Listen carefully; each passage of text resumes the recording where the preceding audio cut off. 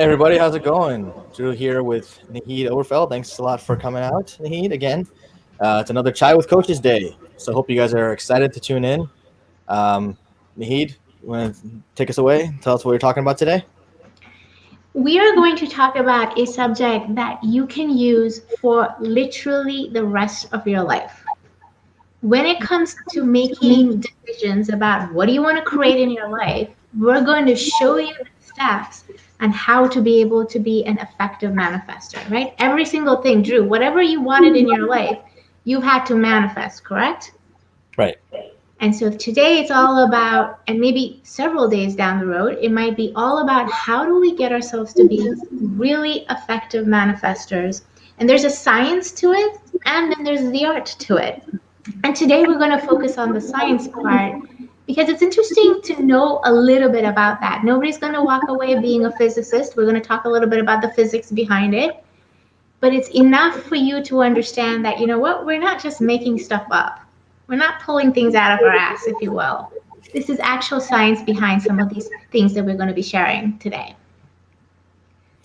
Exactly. No, and the cool thing about it is that it's not just, like you said, it's not just coaches talking about these ethereal theories, right? These things that are just up in the air and kind of like, really really woo-woo or whatever people want to say about them, right?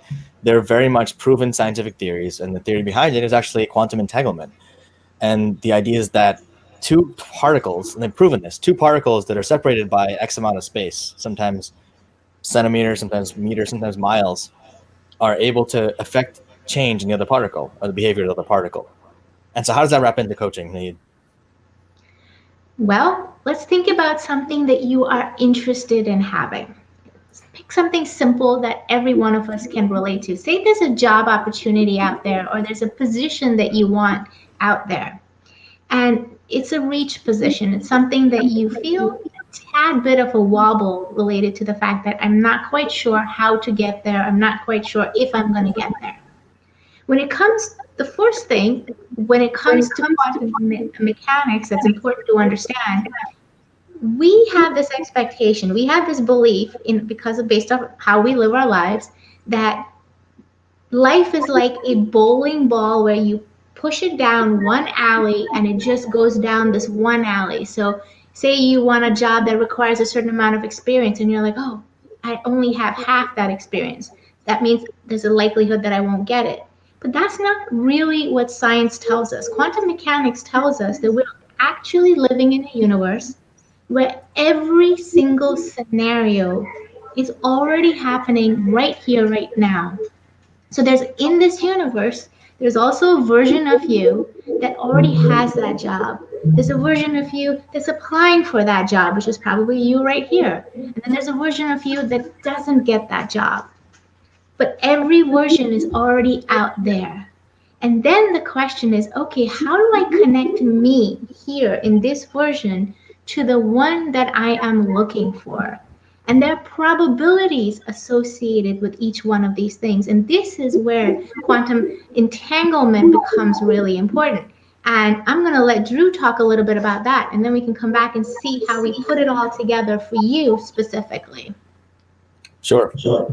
And so one of the cool things, this feedback somewhere, I'm not sure what's going on, but one of the cool things about this whole thing is that it's, again, like I said, it's proven by science, right? So they did a bunch of different experiments where they had particles in different rooms in some cases, where they added some kind of stimulus to that one particle and it affected the other particle in certain ways. And what does that mean? What's the impact of that in terms of coaching? Well, in terms of our behavior.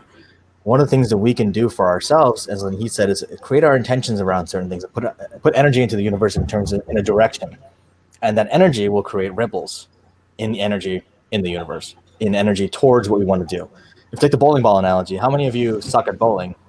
I used to suck at bowling really badly. I used to be good after that, then I kind of suck again now because I haven't played in a long time. But when you're bowling, if you bowl down the alley in a certain way, that are within the lines, you're going to stay within that lane. But if you're bad enough or good enough, depending on how you look at it, and you bowl the ball down the alley in a certain way, it can actually pop out of that alley and go to the next alley over, or 2 or 3 alleys over if you really suck, or if you're really good. Whoever's experienced that or seen that before understand that there's a possibility that you can only stay in the lanes if you intend to stay in the lanes. If you also intend to get out of the lanes, though, if you tend to break out of the typical way that people operate, then you can actually do that, right? The lanes are, there's not one set of lanes. You're actually operating, we're living our lives in such a way that we think we're operating in one lane, but there's an entire bowling alley that exists out there. So when you affect change in one alley, you're actually affecting change across the different alleys as far as you go. And there's a chain reaction that happens when you start intending to do things a certain way and start putting action in behind those words, action behind that intention. Intention is only one part of it, just to be clear. It's not about, there's always talk about the law of attraction and how this works. And it does work only if you use it properly. If you just sit there and say, okay, I won $1 million and I'm going to go to sleep, probably not going to happen, right? But if you say, I won $1 million and now I'm going to put action behind those words and start going after that in a certain way, start creating the wealth you want to create. It may not happen immediately, but you'll get there. And it could happen immediately, maybe if you buy a lottery ticket or something like that. But a lottery is also a good example too. If you say you want to win the lottery and you don't buy a ticket, you have zero chance of winning the lottery. But the action is buying that ticket and then seeing what happens. Yeah, absolutely. I love this idea that your life is a series of bowling lanes, but we are not taught that. We are taught to be very focused and myopic, and then we get scared that we cannot switch lanes. So I'm going to give you a really concrete example. I have a new client of mine, and she called me up in a little bit of a panic because she was supposed to have a conversation with her boss. And she was convinced that the boss was going to reprimand her for something or the other. It turned out that the boss never did contact her. But 2 weeks later, when we had our next conversation, she came to me and she said that now she believes that that person, her boss, was actually going to call her to praise her for some of the actions and activities that she's been taking. Now, nothing about this person has changed externally. She and I had to talk through about the possibilities of something other than what she was convinced was going to happen. And that small little shift in perspective made a huge change in what was actually happening to her. Because the energy after her, I'm not saying it's just the conversation she and I had, but I know that it played a big role in this. Because as Dhru was saying, once the conversation was over, the energy that she put out in the universe, which was one of self-worth and self-acceptance, right? As she was putting that out there, what she got back was the same energy. Now, this might sound really simplistic, right? However, this is how people become really powerful manifestors. Step one, understand that you have a whole range of lanes that you're living in. You got to pick which one you want. And where we generally get caught up, and Dhru, you can tell me if you feel this way from your clients and your own experiences, the how. We feel like we need to understand the how before we understand or take steps or do anything else, right? How am I going to get there? Show me how I'm going to get there. I'm like, you don't need to know all 50 steps. When you are making a cake, for example, you only need to focus on the next step, right? The next step needs to be done correctly because it really doesn't make much sense for you to jump 10 steps ahead if you haven't put in the flour and the eggs in. And that's what's really key over here. Get the fact that you live in multiple lanes and you get to choose, and you got to get out of the how enough that the universe will bring to you the right opportunities. And then if you don't take action on those opportunities, as Dhru was saying, you just hang out at home and just visualize, what's going to happen? Those doors begin to shut. The door will open because you put that energy out there, but it is your responsibility to take that next step. Yeah, absolutely. And that's the ultimate thing behind it, right? Is that you got to open the door yourself. It's like the Matrix, right? They can show you the door, but they're not going to open it for you. So if you don't open the door, if the door's right there and you're not choosing not to open it, that's on you at a certain point, right? You have to recognize the opportunity and take advantage of it. There's a story I really love. It's like, it has a religious context, but the idea is there's a flood happening, right? And there's this guy on top of a roof, and he's like taking shelter from this flood. The water's rising, And he's like, God, please save me, please save me. And this swimmer comes by with, like scuba diver. He's got a tank and everything. He's like, hey, jump on, I'll swim you out of here. He's like, no, God will save me. It's fine, God will save me. So the guy goes back. I was like, all right, fine. A guy comes back with a boat. He's like, hey, jump on, I'll get you out of here. He's like, no, God will save me, it's fine. And then this helicopter comes by, and they're like, come on, jump on. He's like, no, God will save me, it's fine. And then the guy dies, and he goes to heaven, and God, he's like, God, you asked you to save me. Why did you save me? He's like, I sent you 3 people. I sent you a diver, the boat, and the helicopter. What do you want me to do? Right? So it's like you don't recognize the opportunities we have in front of us because we have in our heads what we're looking for. We're looking for, we're still in that lane, right? We're looking for things to look a certain way for us to take advantage of it. And it's not always going to look the way we want it to look. Our success is not always a direct path, right? A bowling lane is a great example because it's a direct path. It's like easy to see where the lanes are. It's easy to see where the pins are. But typically, life's more of like a series of rocks you're jumping from place to place, right? There's not a direct path to where you want to go. You can see where you want to go, but it's not necessarily exactly where you want to go. You're not going to take a direct path to get there. I mean, I tell my clients a lot of times when we're talking about the hows, right? The how is one way to look at things. And, you can't cross a bridge before you get to it, right? If you leave your house, you can't cross the bridge that's 3 miles away before you leave your house. You have to leave your house first. You have to get in your car. There's certain things you have to do before you get to the bridge. And if you start trying to cross that bridge before you get there, you're going to end up spinning your wheels forever. So there's a certain way things have to happen. And just because you want to be able to cross that bridge now doesn't mean you're going to. So the how is one way to get caught up in things. The other way is to not have the right mindset, right? And that's what we're talking about. It's kind of the mindset of achievement, of understanding that we control our destiny in some ways. There are things that we can't control. There's variables out there in the world that we can't control. We have no control over those things.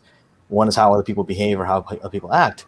But by having the intention and operating ourselves in certain ways, we can affect change in other people.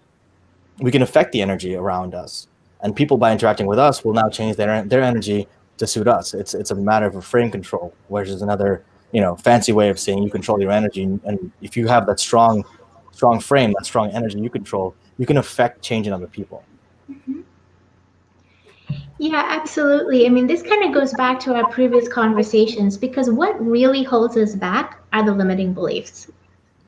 Because as soon as we start thinking about us getting to a particular place that we have some resistance to, even though we really, really want to get there, there's still some resistance to it. Mm-hmm. As long as the resistance is high, all these other things begin to fall on the wayside. And this is where it's really important to work with somebody. I've said this before. I have a coach. His name is Jeff Miller. And what he always says to his clients is you can never see your own blind side. Right? You cannot see those blind spots, I should say. You cannot see the areas that are holding you back, that have become a big part of you. It's like part of your story. You keep repeating the story over and over again. I did that with Dhru today. I'm like, look at what my dog did to me, right? I mean, and then I remember that that's my old story. I don't want to put that energy out there. I want to think of my dog as being a fun, loving, kind, gentle dog that we've just recently adopted. So how you think about what you want to accomplish is really important. And that's one of the things before we end today, I have a couple of tips, a couple of affirmations and visualizations as we're thinking about 2021 and the end of 2020. What are some of the things that you can start doing in addition to reframing how we live our lives? Because what we're sharing, again, may seem really simple, but it's a paradigm shift. We're not taught that we are in control of our destiny. Dhru, how many times did people tell you, oh, you're starting your business, it's going to be so hard, and you're going to have this issues and those issues. Nobody tells us, oh, you are the creator of your own destiny, right? At least I didn't hear that. It still happens. Yeah, absolutely. Because people are living in old thinking paradigms, and it's fine. That's their choice. But you don't need to do that if that doesn't serve you anymore. So it's also part of it too. Is also just this comfort thing, right? It's like people live in their, like you said, their own stories. They have their stories that they're comfortable in living, and whether the stories help them or not is irrelevant, right? In their minds, their stories are comfortable. There's something that they can process things that way. They can't necessarily process things in a way that you or I process things. Everyone processes things differently, first of all. right? Mm-hmm. Because based on our experiences, based on our beliefs, based on our values. And so we can't necessarily process things the same way. And so the idea of creating a business, of taking on this additional risk, which does come with inherent risks, absolutely. I'm not denying that. But at the same time, there are also risks in having full-time employment, right? There are risks in any course of action you're going to take. So what is the difference between the risks on one side and risks on the other, right? Right. But the difference is that people aren't necessarily willing or comfortable with those risks. They're comfortable with certain risks that they're willing to take because they've been taught that those risks are okay. They've been taught that those risks are acceptable risks to take. Whereas if you step out of that and go into another bowling lane that they're not used to being in, then suddenly that risk is not okay to take. Yeah, absolutely. It really does come down to this understanding that life is not lived in one specific lane. We shift seamlessly in our lives, when we go through various transitions from children to teenagers to adulthood. That's a transition. We're shifting bowling lanes. The only difference is there's an expectation by society. So we've been taught that these shifts are going to happen. But once you become an adult, most people actually don't talk about shifting and growing, right? They pretty much say, okay, you got a family, now you get kids, then you get a dog or a cat, and there's this expectation that there's very little shifting that happens from that point onwards.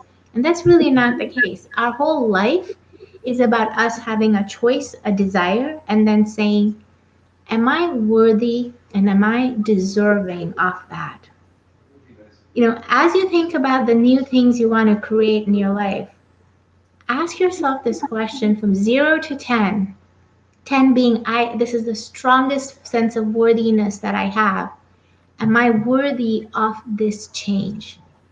And if you are at a 5 and below, just know that there's a tremendous amount of resistance in there.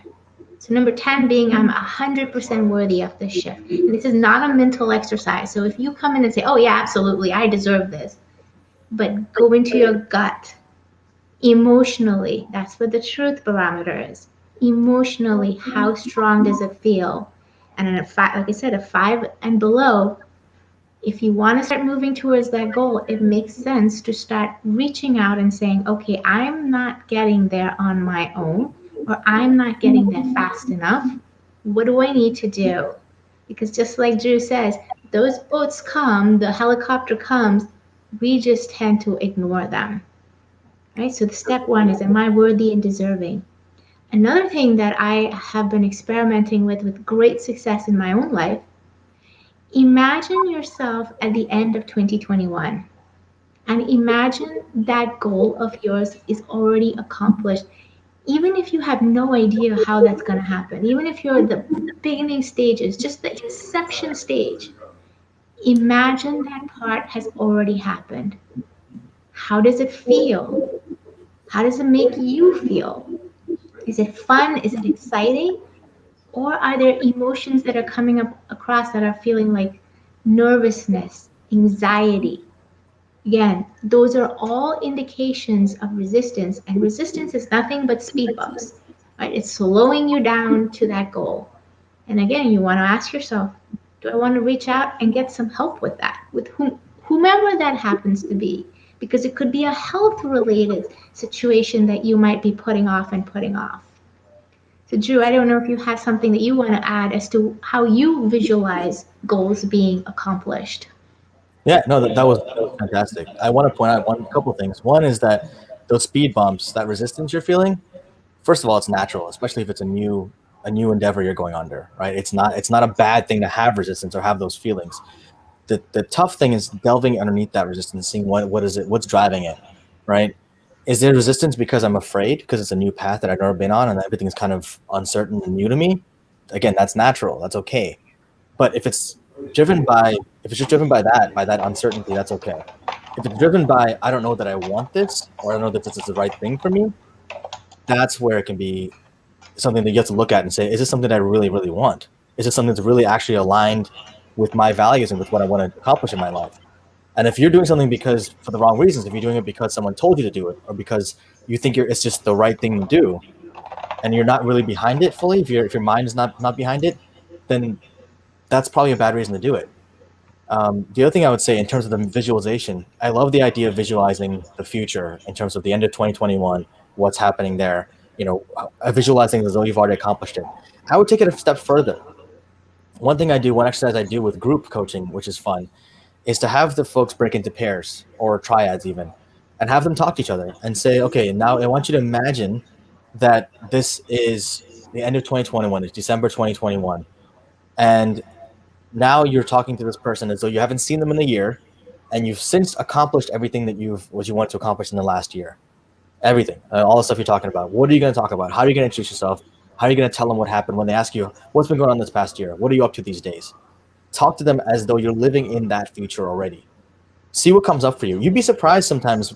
Obviously, some of the goals will come up in terms of what actually, what you've accomplished and that kind of thing. But you'd be surprised what else comes up. We did this exercise a couple years ago, and as I was talking, I realized that there were some things that I hadn't even acknowledged that I wanted, that I had already accomplished. Right? Then in terms of like, oh, well, this is really cool because I already did this. I'm like, oh, I didn't even realize it wasn't on my radar, but it's something that I subconsciously really, really wanted. And so it's cool what comes up for yourself, as long as you're honest with yourself and open about those kind of things. Yeah, and I like that last part, because we need to give ourselves some sense of props for the passage of time and everything else that we've already accomplished, right? All we focus on is what's the next goal and the next goal. And it would be one thing if we had a goal and the goalpost stayed right there. Then we would know, okay, I've hit it. I'm so excited. Life is good. But no, what do we do as humans, which is the right thing? I'm not saying we shouldn't. We move the goalpost further. So we don't give ourselves any kind of kudos for accomplishing what it is that we got accomplished in the process of constantly moving that goalpost further and further away. And one thing from the law of attraction perspective, what really, really causes it to work is the sense of how does it feel. Dhru was very emphatic. He's like, how does it feel with you saying you've already accomplished it? This is not a mental exercise. I tell my clients this all the time, because if you try to make it something very analytical and dry, that statement is going to have zero power behind it, zero energy behind it. It's about having something where you can feel the emotion of being there. And it's not really as much as accomplishing of what, getting the thing, whether it's the thing or the person. It's not so much that. It's really a feeling of accomplishment. I got it. I did it. I did it. If you can get into that space, you'll be surprised at how quickly the universe starts lining stuff up for you. The law of attraction starts lining up stuff for you. And the law of attraction will keep lining it up, but you keep having to open that door and you have to keep going through it. And you're right, we'll always have some sense of nervousness, anxiety, fear, doubt, insecurity. But if you're doing it for the right reasons, you can get the help to move forward. If you're doing it because there's a should attached to it, then the resistance is telling you something. It's there for a purpose. It's telling you that, hey, maybe it's time to look into what's in your passion. I'll tell you this, for me personally, I'm in my third career because there were so many shoulds along the way that I finally found what I'm passionate about. So I understand how that feels. Dhru, you're in a similar boat. I think anyone with opinionated parents knows what that feels like. The shoulds and the why are you doing this? Why are you going off the side of this path? It's not the path that we think is the right path for you. It's one of those things where a lot of folks tend to collapse, right, and say, okay, well, everyone says I should do this, so I'm going to go do what everyone else says I should do, even though I don't really feel aligned with it. I'm just going to do it because it's what everyone's saying I should do. And just because they're saying you should do that doesn't mean that you necessarily need to do that. It may still be the right path for you. I'm not saying that that's absolutely wrong just because everyone's saying it, but examine why you're feeling the resistance to your feeling, right? If you're feeling resistance, again, it's all about the why. It's all about what's behind the fear, what's behind the desire. If you want something because someone told you you're supposed to want that, that's probably not the right reason. But just because someone else said it doesn't mean it's wrong either. So that could actually be a thing like, hey, I actually realized I really want this thing, and I didn't realize till that person mentioned that exists. And now that I think about it, I really want that too. But the other thing I would say, taking a further step back, don't get caught up in how things look. If success doesn't look the way you want it to look, Mm-hmm. that's also okay, right?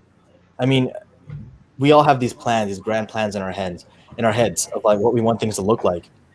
How is 2020 working out for you in terms of what you thought it was going to look like last year, Mm-hmm. right? And I don't think we're unsuccessful because it's different than how it looks. It's just different. We have a different experience. Every experience we have, if we knew what was going to happen, life would be boring as shit. All right. So we have no idea what's going to happen. We have no idea what's going to happen tomorrow. We have no idea what's going to happen 5 minutes from now, right? But at the end of the day, success is going to look a certain way. We can plan for this. We can go after something we want, and what we want may come in a different form than we wanted. Again, thinking back to the whole guy getting rescued from the house, the way he thought of being rescued is not the way it appeared to him. And so he turned down the opportunities that appeared before him because they weren't what he's looking for. But you never know what kind of opportunities show up that may be another path to what you're looking for. So understand what's behind that. What are you trying to accomplish?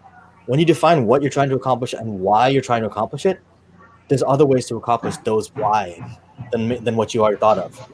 And that's, again, what Naheed mentioned about the self-awareness piece and about the mindset piece behind it. It's a matter of pinpointing exactly what you want, but also why you want that. What values does that allow you to live into that you can't live into right now? A big Simon Sinek subject, right? Why are you doing what you're doing? And how little of that we actually examine. And just to kind of reiterate what you just said, for the last few years, as I was developing my own coaching business, I had some, big name coaches that I follow as my model because I don't come from a coaching family. I don't come from an entrepreneurship family. So I had to look outside for what ideas of success means and looks like. And recently, my coach says, you know what? All you're doing is chasing after somebody else's vision of success. And as a result, you're not happy with what you have just because it's not what they do. And that really made me pause and think about that because I was like, yeah, my system and process, because of the way I work and the work I do, is a bit different from what others do. But I was so caught up with group sessions, right? Because I thought that's what coaches do. They do group sessions. But really, most of my clients aren't interested in group sessions. They really want more individual sessions. And so I had to kind of re-visualize what does success look like for me. It wasn't a bad thing what I was doing because I did need a little bit of prompting, right? I had no vision, but I wasn't taking into account how this looks like in the end for me. And so I can really appreciate what you just said, which is we have an expectation of success looking a very, very narrow and specific way. Look, I'll be honest. When I thought of success when I was 22, I was a big name attorney at this point, making 500K a year. That's not obviously not what I'm doing right now. And I don't look back, honestly, because I don't think that that's wrong. I was not aligned with what was required of me to be an attorney at this point. The politics behind it, and then that idea of perception also changed when I became an IT project manager. Right, when I started working in IT, my idea of success changed as well. And suddenly my idea, okay, well, I'm going to be this big consultant person. And again, that changed when I became a coach because I'm like, okay, well, I don't like the politics involved in being in government contracting world. I hate it, actually. There's a lot of politics, a lot of BS, and you're not really, at the end of the day, you're always trying to get that extra contract. You're trying to get that extra work. Being a coach takes all that out of the equation for me. And so that was what was underneath it for me, was really being of service to my clients and helping them. And that was my bottom line, was helping people to grow and build themselves up. And that's why I do what I do right now. Now, I have an idea of what my future looks like at this point, and that may also change. It probably will change, frankly. I mean, did I think I was going to be doing live streams at this point? I mean, 9 months ago, if you asked me, I'd be like, no, I'm terrified of live streams. I probably didn't want to do that. But I started a YouTube channel because of COVID, and here we are. Things change, we shift, we adapt. As humans, we have a unique ability to adapt. And unfortunately, too many of us don't tap into that because we're afraid of change. We're afraid of what's different. We're afraid of uncertainty. I started doing a lot of work in shadow, like the Carl Jung idea of the shadow. Mhm. And one of the funny things, it's funny, not funny, but it's like people are afraid of the dark because they can't see what's there. They can't see what's out there. If you turn the light on, suddenly you're not scared anymore.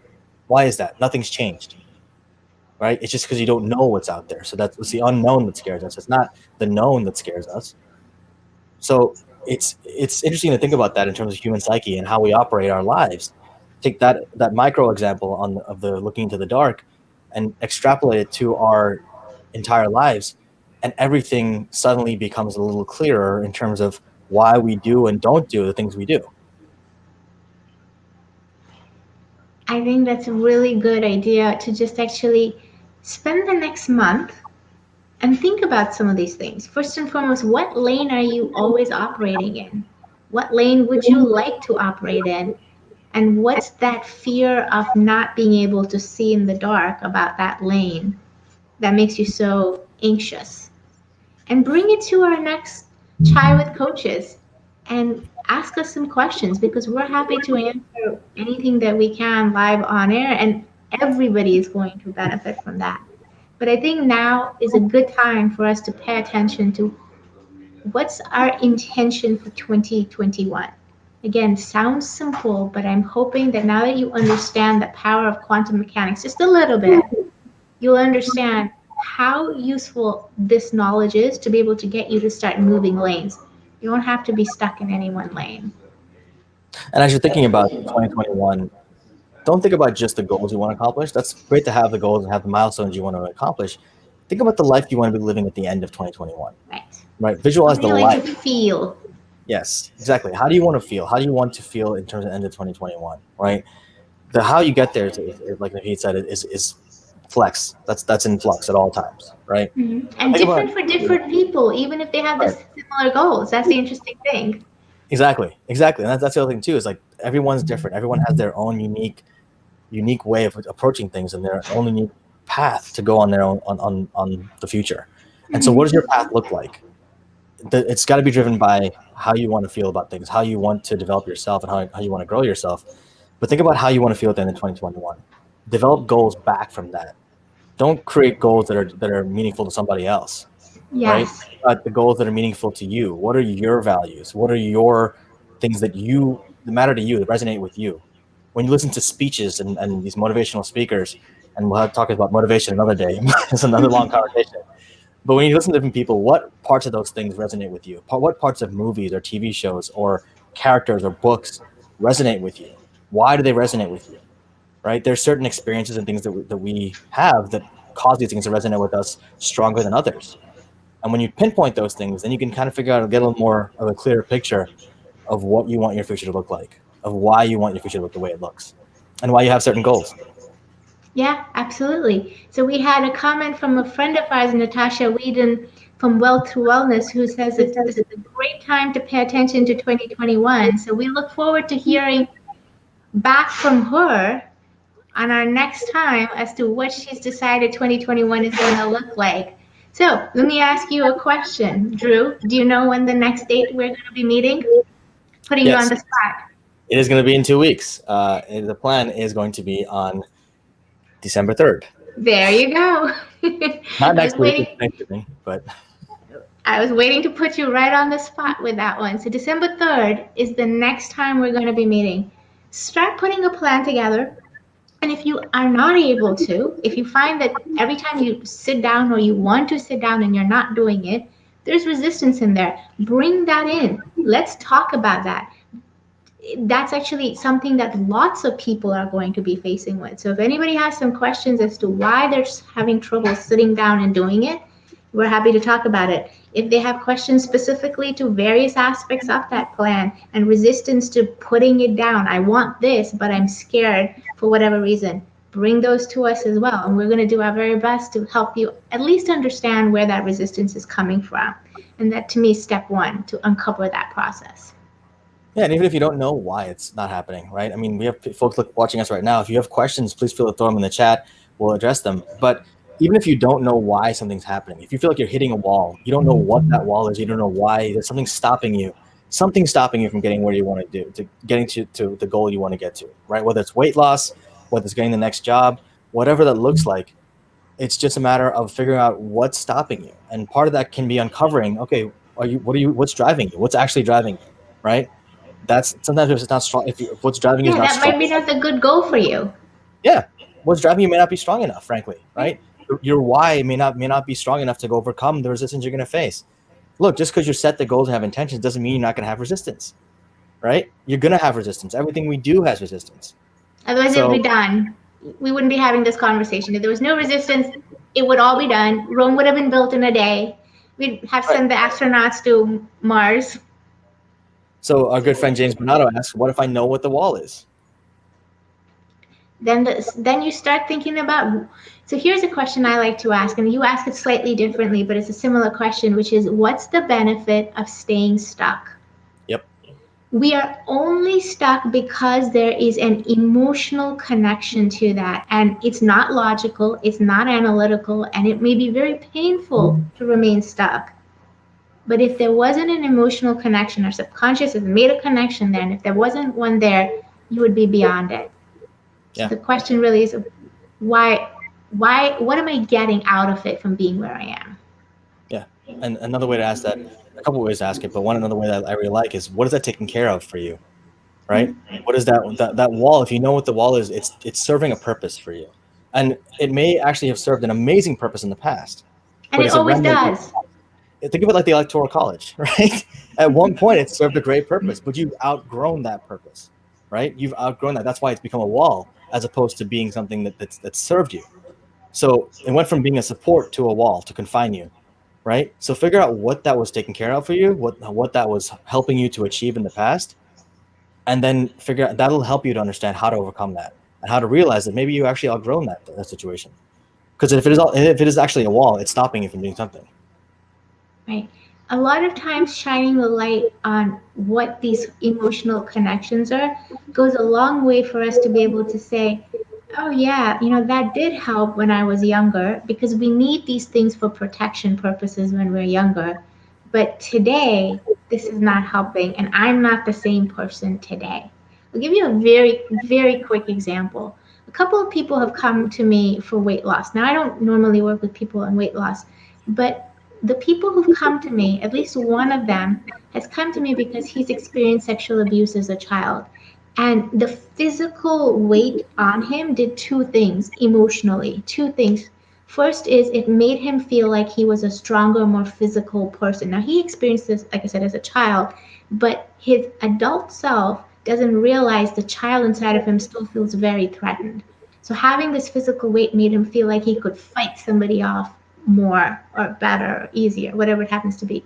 The second thing is he felt like by putting on the weight, he would be making himself physically unattractive to that kind of predatory experience. And he didn't come to me understanding that and knowing that. And as you can tell, it was a very deep emotional understanding that he got. Once he started to realize that this is what this wall was serving him and how he was getting benefit from it, he had to stop and ask himself, well, is this true today? I was a young kid when that happened, and yes, maybe when I was young, it would have helped, but is it true today? And generally speaking, once you release that emotional connection, then the pattern starts to switch. And the wall is not needed. You don't have to do too much. The wall just simply, the need for the wall disappears. Yep. That's a great example. And you'd be surprised what our psyche creates for ourselves, right? I'm talking about the shadow a lot. That's part of the shadow. It's like trying to take care of you in a really basic and really misunderstood way, right? The way I have people think about the shadow is like it's a very immature version of yourself, right? It's coming from a place of what it knew when it was formed, right? And when you were 5, you knew certain things, but imagine that psyche, that mentality froze at that age, and now that thing is taking care of you with that mentality. I give the example of a stove, right? You touch a stove one time and it's hot, and now you created a rule in your head, and that rule is an absolute rule that stoves are hot. All stoves are hot. So now you never want to touch a stove. But we normal people who have experienced a cold stove know the stoves can be cold or hot. But that one person who's only experienced a hot stove only associates stoves with being hot. Now that's a very, very, very simplified example, but it's an effective one, because you think about that wall it's built. It's not built to keep you in, to contain you. It's built to protect you. but at the same time, it's doing both. And you have to be able to outgrow that, to understand that you have outgrown that, right? And by realizing that that wall can serve, that protection, that idea of protection can serve two purposes, both to protect you and to limit you. You got to figure out how to understand that, to get past that limitation for yourself. Yeah, we've gone through a whole gambit of different things when it comes to because it's all part of the creation process, right? It's not linear. It's a spider web. You Yep. you pluck one web and it impacts. It has ripples everywhere, and that's why it is important to really start figuring out, what do I want to create? What do I want to spend my attention and energy on? And you're going to start noticing that's going to start rippling out in positive ways in many different areas. Yeah, exactly. So, no, today's been a great session. We have another one in a few weeks, and we do have to wrap up. But thank you guys so much for participating, and all the folks in the chat. We're going to do this again in 2 weeks. Like I said, every 2 weeks we'll be doing this, and we hope to see you guys at the next one. That is when again, Naheed? It's December 3rd at 3 p.m. Eastern, and bring your questions. This is a great time to have things answered. I know other people have brought their questions, and you get perspective of two people. Sometimes we're right on the mark and we have the very similar opinions, but sometimes you can get divergent ones and you pick and choose which one makes most sense for you today. Yep, and that's goes with territory with having different style of coaching, right? So, absolutely. So Naheed, thanks so much for coming along. It's been great. It's always a good time. Thanks, Natasha. Thanks, James. Thanks, guys, for participating in the chat. Thanks, everyone else who watched. We have a couple of folks who came on and off, and we appreciate it. And for folks who are in watching this after the fact, please feel free to comment, questions, reach out to us anytime you can, and let us know what you want to see. Let us know what you want to talk about in the future. We're happy to talk about specific situations, or if you just talk about general questions you guys have. So please let us know. We're happy to talk about more stuff like this. We're going to be doing more of these in the next few weeks. And yeah, thank you guys so much. Have a good evening, everybody, and look forward to seeing you on December 3rd. Have a great Thanksgiving. Yeah.